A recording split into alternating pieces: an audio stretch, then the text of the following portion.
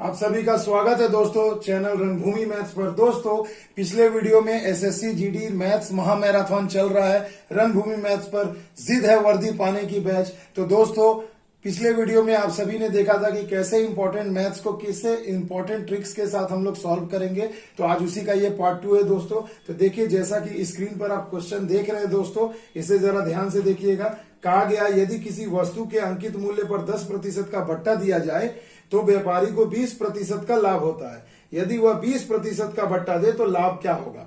तो मेरे बच्चों आपको पता होना चाहिए कि जो हम डिस्काउंट देते हैं वो हमेशा एमआरपी पर देते हैं। तो सपोज एमआरपी है 100 रुपया, तो डिस्काउंट अगर मैं कितना दे रहा हूं दोस्तों, डिस्काउंट दिया जा रहा है 10% का, तो विक्रय मूल्य क्या हो जाएगा, तो 100 का 10% निकाल देंगे यानी 90% यानी 90 रुपया। ये तो बात क्लियर हो गई आप सभी को। अब इतने पर बेचने पर मुझे प्रॉफिट कितना हो रहा है मेरे बच्चों, 20% का लाभ हो रहा है। तो विक्रय मूल्य पता है, प्रॉफिट पता है, तो क्रय मूल्य आप निकाल ही सकते हो। तो 90 गुणा 100 और प्रॉफिट है तो बटे में जोड़ के लिख देंगे 120। तो 3 तिया 9, 3 चौके 12, 4 से कट गए 25, 25 तिया 75। यानी कि मेरे बच्चों क्रय मूल्य आपका आ गया 75 रुपए। अब कहा जा रहा है कि यदि डिस्काउंट जो है अगर 20% दिया जाए, यानी यदि अब डिस्काउंट जो है 20% दिया जाए तो व्यक्ति को कितना लाभ या हानि होगा। तो हानि नहीं, लाभ ही होगा। तो देखिए मेरे बच्चों कैसे करेंगे। तो अब देखो एमआरपी था 100 और एमआरपी पर आप डिस्काउंट दे रहे हो 20% का, तो 100 का 20% चला गया यानी 80 रुपए बचे। तो यानी अब नया विक्रय मूल्य कितना हो जाएगा मेरे बच्चों, न्यू एसपी। तो आप कहोगे सर जी 80 रुपए हो जाएंगे। अब आप बोलिए आपने 75 रुपए में किसी चीज को खरीदा और 80 रुपए में बेच रहे हैं, तो आपको लाभ कितना होगा। तो मेरे बच्चों यहां पर हम लोग अब लाभ निकालेंगे। लाभ कितना हो जाएगा, तो 80 माइनस 75 यानी 5 रुपए का। और प्रतिशत अगर निकालना है तो बटे में क्या लिखते हैं हम लोग, सीपी लिख देते हैं और इंटू 100 कर देते हैं। तो ये हो गया प्रतिशत लाभ। तो देखो 25 तिया 75, 25 चौके 100, 4 पंचे 20, 20 बटा में 3 यानी हो जाएगा 6.2 बटे में 3। यही हो जाएगा आपका लाभ। तो मेरे बच्चों ऑप्शन नंबर सी में आपको सही जवाब दिख रहा होगा, 6.2 बटे में 3%। आई होप आपको समझ में आया होगा। अब अगला प्रश्न देखिए दोस्तों, जो है आपके सामने है पाइप तथा टंकी से। कहा जा रहा है कि एक पाइप किसी हौज को 12 घंटे में भर देती है और दूसरा उसे 18 घंटे में खाली करता है। तो दोनों को एक साथ चला दिया जाए तो कुल कितने समय लगेंगे टंकी को भरने में।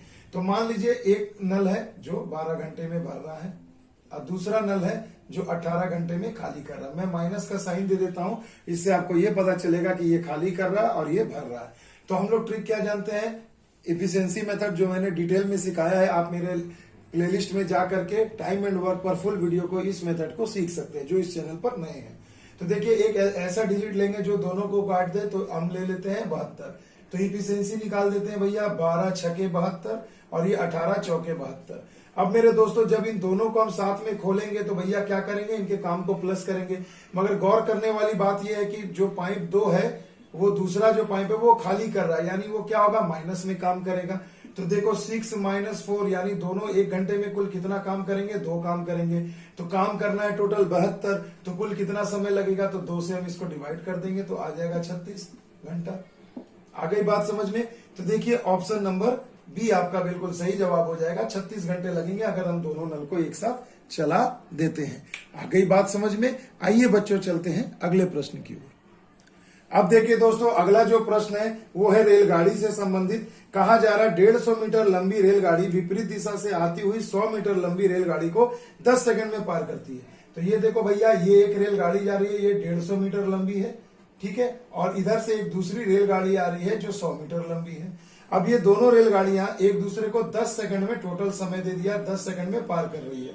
यदि पहले ट्रेन की लंबाई दी गई है 30 किलोमीटर प्रति घंटा, तो दूसरे ट्रेन की लंबाई कितनी होगी, मैं मान लेता हूं x किलोमीटर प्रति घंटा। अब मेरे बच्चों हमें करना क्या है, आपको पता है पूछा जा रहा है कि दूसरे वाले ट्रेन की चाल बताएं। तो मेरे दोस्तों दूसरे वाले ट्रेन की चाल x किलोमीटर प्रति घंटा हम लोगों ने एज्यूम कर लिया है, मान लिया है। अब देखिए कैसे हम इसे बनाएंगे मेरे बच्चों। तो सिंपल सा चीज है, देखिए ध्यान से कि आपको पता है समय बराबर क्या होता है मेरे बच्चों, दूरी बट्टा में चाल। तो समय आपको दे दिया गया है 10 सेकंड, आप इसे यहां लिख सकते हैं। दूरी क्या होगा, ये पहले ट्रेन की लंबाई और ये दूसरे ट्रेन की लंबाई, यही तो टोटल ये लोग पार करेंगे। तो 150 प्लस 100 ये हो गया मीटर में। अब चाल क्या होगा, तो देखिए एक ट्रेन का चाल है 30 और दूसरे का चाल है x। दोनों जब विपरीत दिशा में मतलब इस तरीके से आएंगे तो चाल क्या होता है, ऐड हो जाता है। और जब दोनों एक ही दिशा में जाएंगे तो सापेक्ष चाल क्या होता है, माइनस हो जाता है। और देखिए ये किलोमीटर प्रति घंटा है, तो इसे मैं 5/18 से कर दूंगा तो ये हमारा मीटर प्रति सेकंड हो जाएगा। तो देखिए सारा यूनिट सेम हो गया। अब हम क्या करेंगे मेरे बच्चों, सिंपली सॉल्व करेंगे। देखो 18 ऊपर चला जाएगा, ये 5 से ये देखो मैं एक लाइन और बढ़ा देता हूं, ये कितना हो जाएगा 250। अब बटे में क्या होगा 30 प्लस एक्स इंटू 18 ऊपर 5 नीचे। 5 से कटा दो भैया, 50 बार में 0 0 कट गए, ये 30x 30 प्लस एक्स इधर आ जाएगा। यहाँ क्या होगा 18 बचे 90। आगे बात समझ में। अब x की वैल्यू आपको निकालनी है, तो x की वैल्यू कितनी आ जाएगी मेरे भाई, तो 30 प्लस एक्स इक्वल टू 90 है। तो x का मान कितना हो जाएगा भैया, 90 में से 30 गए 60, यानी कि 60 किलोमीटर प्रति घंटा। तो देखिए ये एक चुटकियों में आपका आंसर आ गया मेरे बच्चों। अब अगला सवाल देखिए दोस्तों, बोट एंड स्ट्रीम से है, नाव तथा धारा से है। कहा गया एक नाव धारा के दिशा में 8 घंटे में जो दूरी तय करती है, धारा के विपरीत आने में उसे 10 घंटे का समय लगता है। यदि धारा की चाल 1 किलोमीटर प्रति घंटा है तो भैया वो दूरी बताएं। तो सबसे पहले देखिए दोस्तों, धारा की चाल आपको दे दी गई है, धारा की चाल आपको दे दी गई है, कितनी है 1 किलोमीटर प्रति घंटा। तो नाव आपको पता नहीं है भैया, तो मान लो नाव की चाल कितनी हो गई x किलोमीटर प्रति घंटा। अपन मान तो सकते हैं मेरे भाई, सीधी सी बात है, नो बकवास, मान तो सकते हैं।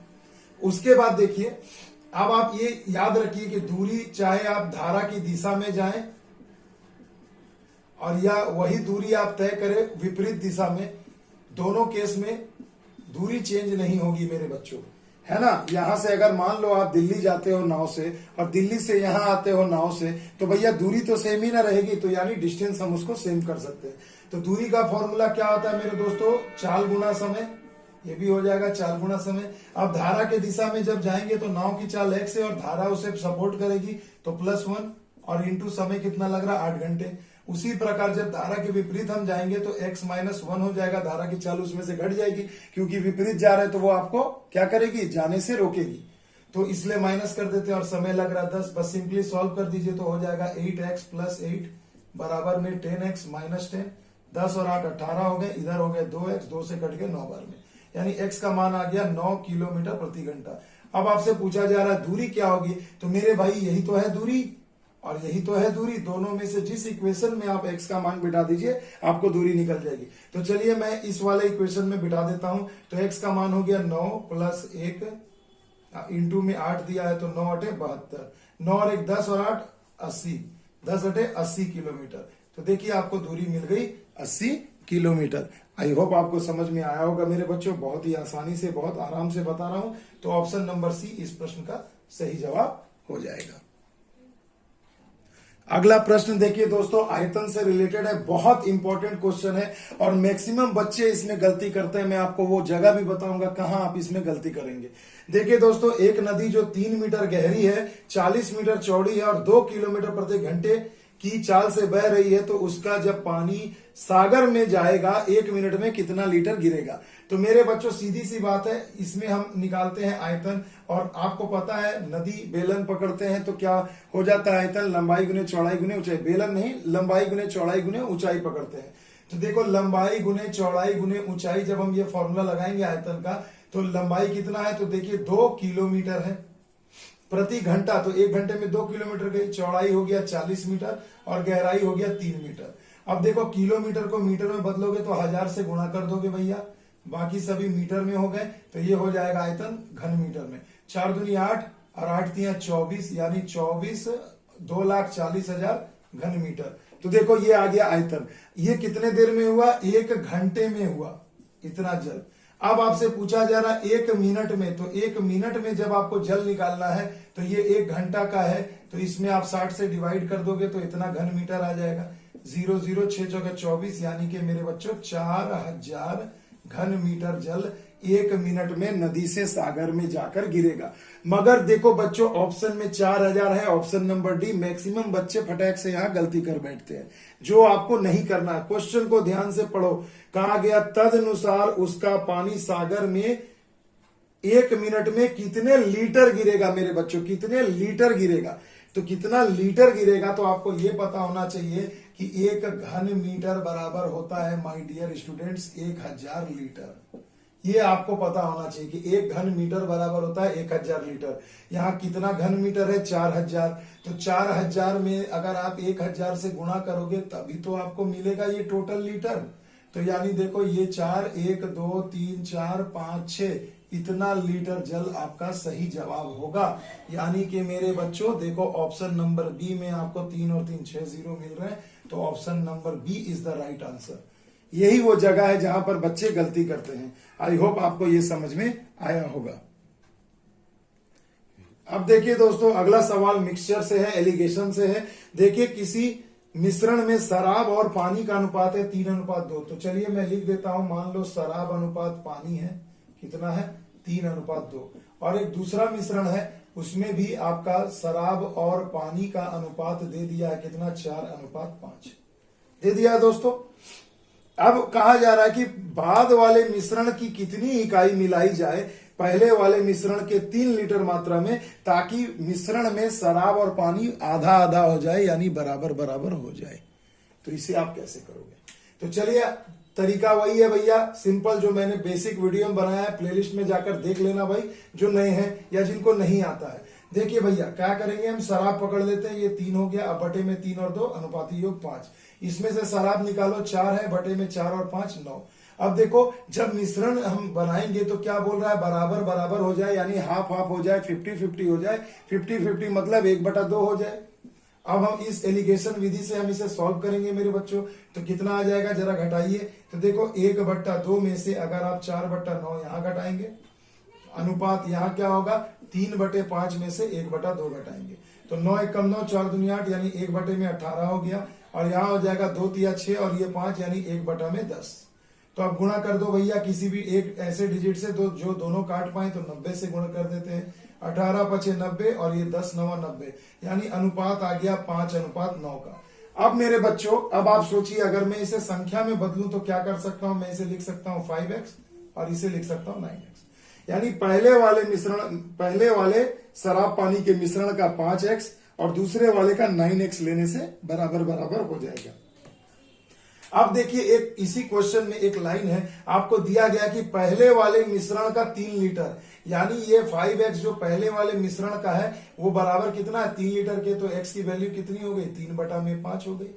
अब यही x की वैल्यू इसमें आप पुट कर दीजिए, आपको मिल जाएगा कि दूसरे वाले मिश्रण का कितना लीटर मिलाना है। तो दूसरे वाले का है 9x, तो यहां पर हम 9x के जगह में 3/5 बिठा देंगे, तो हो जाएगा 9 तिया 27/5 यानी सिंपली 5.2/5 लीटर। यानी दूसरे वाले मिश्रण का हमें कितना हिस्सा मिलाना है, तो 5.2/5 लीटर हमें मिश्रण को मिलाना है। यानी इसका सही आंसर हो जाएगा ऑप्शन नंबर ए। आ गई बात समझ में, है ना मजेदार तरीका? ऐसा कोई नहीं बताएगा दोस्तों, इतना बेसिक तरीके से बता रहा हूं और इतना सिंपल वे में बता रहा हूं, तो इसकी भैया लाज रखना और कमेंट में जरूर बताना कि आपको कैसा लगा ये मेथड। अगला प्रश्न देखिए दोस्तों, बहुत ही मजेदार है, रीजनिंग में भी पूछा जाता है कभी कभी और गणित में भी। तो देखो प्रतिशत चैप्टर से ही है, मगर मैं इसे भिन्न आरेख के सहायता से बताऊंगा। देखो दोस्तों, किसी परीक्षा में 80% उम्मीदवार अंग्रेजी में और 85% गणित में उत्तीर्ण हुए हैं। तो लो भैया हमने ये घेरा बना लिया, ये हो गया भैया अंग्रेजी का और ये वाला घेरा हो गया गणित का। अब कहा जा रहा है कि 80% विद्यार्थी अंग्रेजी में, 85% विद्यार्थी गणित में और 75% दोनों में। तो पहले देखिए ये दोनों का एरिया हमें ये कवर कर रहा है, तो हम यहां लिख देते हैं 75। तो जब दोनों में 75 है तो केवल अंग्रेजी में कितने पास है, तो ये था 80%, तो 80 में 75 गया, तो यानी केवल अंग्रेजी में कितने पास होंगे 5%। और देखिए इनका मैथ का प्रतिशत था 85%, तो 85 में 75 तो इसमें भी है और इसमें भी है, तो 75 घटा दो तो कितना हो जाएगा 10%। यानी ये अब तीनों मिल गया आपको टोटल पास। तो पूछा जा रहा है कि यदि कुल फेल की संख्या 45 है, यदि कुल विद्यार्थी जो 45 विद्यार्थी जो दोनों विषय में अनुत्तीर्ण हुए हैं, फेल है, तो कुल विद्यार्थियों की संख्या बताएं। तो भैया चलिए कुल फेल हम निकाल लेते हैं। कुल फेल यानी कुल अनुत्तीर्ण निकालेंगे, तो 100% में से हमें माइनस करना है इन तीनों प्रतिशत को, क्योंकि ये तीनों पास वाले बंदे हैं। तो 5 + 75 + 10, तो टोटल कितना हो गया 75 5 80 10 90, 100 में से 90 गया, कितना हो गया 10%। अब एक एक नियम लगा दीजिए मेरे भाई कि चूंकि 10% अगर बराबर है 45 विद्यार्थियों का, यही तो फेल प्रतिशत है और ये संख्या है, तो 100% बराबर कितना होगा? तो आप कहेंगे सर जी 450 के बराबर होगा। तो देखो कुल विद्यार्थियों की संख्या कितनी निकल कर आ गई? 450। आ गया ना मजा दोस्तों? इसी में बच्चे घन चक्करिया जाते हैं, बेहोश हो जाते हैं, उन्हें चक्कर आने लगता है, मगर रणभूमि मैथ्स का ये दावा है, क्योंकि दोस्तों रणभूमि मैथ्स ने जिद ठान ली है कि इस बार वर्दी जिद है और इस बार हम लेकर के ही रहेंगे। आइए बच्चों अगले प्रश्न की ओर। अगला प्रश्न देखिए दोस्तों, सीआई से पूछा गया था 6,000 रुपए का 10% वार्षिक ब्याज की दर से 1.5 वर्ष का चक्रवृद्धि ब्याज जबकि वार्षिक संयोजित है तो क्या होगा? तो आपसे ब्याज पूछा जा रहा है। अब देखिए जबरदस्त तरीका, रेट ऑफ इंटरेस्ट आपको दिया है 10%, तो हमें भी पता है और आपको भी पता है कि पहले वर्ष का एसआई और सीआई दोनों सेम होता है, तो पहले वर्ष में हमें 10% मिला, मगर अब अगले वर्ष में देखो क्या है, पूरा वर्ष नहीं है, 1.5 वर्ष है, यानी 1 वर्ष और आधा वर्ष, तो आधे वर्ष के लिए रेट ऑफ इंटरेस्ट भी आधा हो जाएगा। तो ये अब हमें कुल ब्याज का प्रतिशत कितना मिलेगा, कुल रेट हमें कितना मिलेगा? तो 10 + 5 और प्लस में क्या करेंगे, इसे ही दोनों को गुणा कर देंगे, तो कितना हो गया? 15 + 0.5 यानी कि 15.5। तो टोटल ब्याज आपको कितना मिल रहा है? 15.5%। तो भाई साहब 6,000 रुपए आपने जमा किए हैं और उसका 15.5% ब्याज जो है कितना के बराबर होगा? ये दशमलव के लिए एक जीरो हमने यहां ला दिया, दशमलव उड़ गया, तीनों जीरो कट गए, गुणा कर दीजिए, 15 छके 90 और 15 6 पंचे 30 यानी 930 रुपए, है ना दोस्तों? देखिए मजेदार तरीका, यानी कुल ब्याज आपको कितना मिल जाएगा? 930 रुपए आपको ब्याज मिल जाएगा। Option C will be the right answer.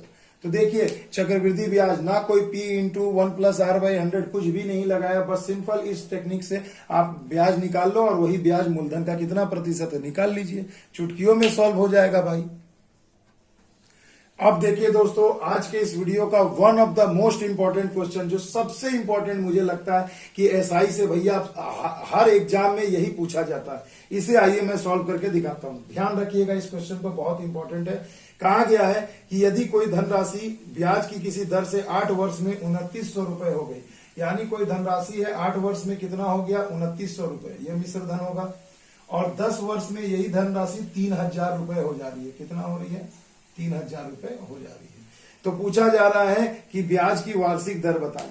तो मेरे बच्चों सबसे पहले एक चीज मुझे ये बताओ कि अगर मैं इसे माइनस कर दूं तो 2 वर्ष में कुल कितना ब्याज मिलेगा? ये तो अपन निकाल सकते हैं, घटा दीजिए तो 100 रुपए। अब आप सोचिए कि 2 वर्ष में जब 100 रुपए ब्याज है तो 8 वर्ष, ये पहले वाला 8 वर्ष में ब्याज कितना होगा? तो देखो 2 चौके 8 है, तो यहां भी 4 से गुणा कर देंगे तो 400 रुपए आ जाएगा। बोलिए आ गई बात समझ में? अब हम लोग ऐसे प्रश्न में क्या करते हैं मेरे बच्चों, सिंपल एक टेक्निक लगाते हैं कि इसी से आपको बनाना है, इसी 2900 रुपए और इसी 8 वर्ष से पहले वाले वर्ष में। तो देखो ब्याज का जो फॉर्मूला होता है एसआई का, वो क्या होता है? PTR/100, आप सभी को पता होगा। तो हमें देखिए 8 वर्ष में ब्याज कितना मिला? 400 रुपए हम यहां लिख सकते हैं। P यानी मूलधन क्या होगा? तो ये तो मिश्रधन है, A है अमाउंट है, मिश्रधन है 8 वर्ष में, तो ये ब्याज घटा देंगे 2900 में से 400, तो हमें मूलधन मिल गया 2500 रुपए। बोलो हाँ या ना? समझ में आ रहा तो लाइक जरूर करना। समय कितना है? 8 वर्ष, तो 8 कर दिए। R मुझे निकालना है और बटा में क्या है? 100 कर देंगे। बोलो भैया क्लियर है? तो देखो 00 यहां पर कट गया, ये देखो 4 दूनी 8, 25 चौके 100, 2 दूनी 4, यानी R का मान कितना आ गया? 2%।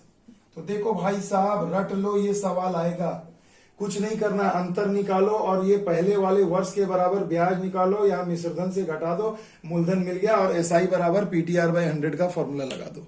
आई होप आपको समझ में आया होगा, और ये मेरा गारंटी है दोस्तों आप सभी को कि ये सब सवाल परीक्षा में आपको मिलेंगे ही मिलेंगे। तो भैया ऐसे प्रश्नों के लिए बिल्कुल तैयार रहिएगा।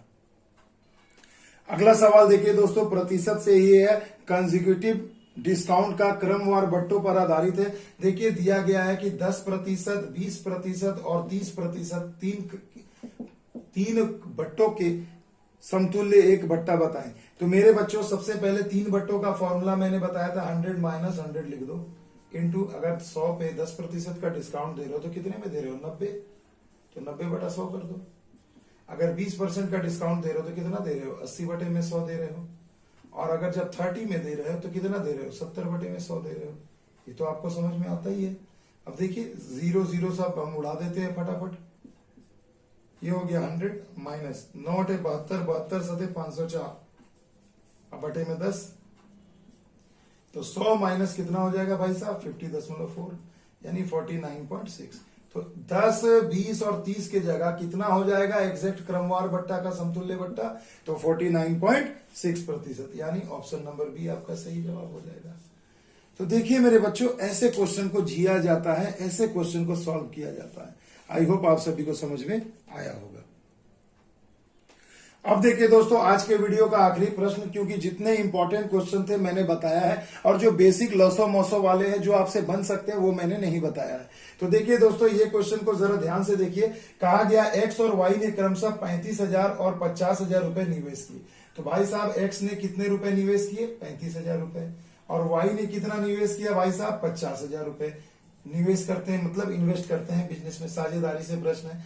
एक्स सक्रिय साझेदार होने के कारण प्रति माह 500 रुपए प्राप्त करता है तथा वर्ष के अंत में कुल लाभ को आपस में बराबर बांट लेते हैं। तो एक्स तथा वाई द्वारा अर्जित कुल लाभ क्या है। अब देखो यूनिक क्वेश्चन है, कुल लाभ ही पूछा जा रहा है। तो सबसे पहले भाई मैं इनका अगर रेशियो निकालूं तो देखो ये 000 कैंसिल, 5 सते 35, 5 से 10 बार में, यानी इसका रेशियो होगा 7, इसका लाभ का रेशियो होगा 10। बोलो भैया यहां तक क्लियर है। अब देखो ये एक्स जो है हर महीने 500 रुपए ले रहा है सक्रिय मेंबर होने के कारण। तो एक साल यानी 12 महीने में कितना रुपया लेगा 6,000 रुपया लेगा। इनका अंतर कितना है 3 का। अब आप बताओ, यही 3 के कारण ही तो इसको 6,000 ज्यादा मिल रहा है, यानी 3 रेशियो जो बराबर है 6 का। अब पूछा जा रहा कुल लाभ कितना, तो कुल लाभ कितना है 10 और 7 17 रेशियो है, यानी तो आप यहां कर सकते हैं कि 17 रेशियो बराबर कितना होगा। तो 6,000 गुणे 17 बट्टे में 3, 3 दूना 6, 17 दूनी 34, यानी कि 34,000 रुपए, यानी कुल लाभ इन्हें कितना हुआ 34,000 रुपए। तो देखो इस प्रकार से क्वेश्चन को सॉल्व किया जाता है, यानी ऑप्शन नंबर डी आपका सही जवाब हो जाएगा। तो मेरे माय डियर स्टूडेंट्स, अगर आपको मेरा ये वीडियो अच्छा लगा तो बताइएगा जरूर कमेंट में कि आपको कैसा लगा, कैसे आपने टेक्निक को सीखा। और मैं गारंटी देता हूं दोस्तों कि अगर आप अभी जब तक एसएससी जीडी नहीं होती है, आप अगर रोज मेरे इस वीडियो को फॉलो करोगे तो आपका गणित और रीजनिंग एकदम सुधर जाएगा और 100% मार्क्स आप स्कोर कर सकते हो। तो बस चलिए इसी उम्मीद के साथ जिद है वर्दी लेने की, सफलता बैच में जरूर ज्वाइन करें और रोज देखें। मिलते हैं अगले वीडियो में, तब तक के लिए दोस्तों जय हिंद जय भारत।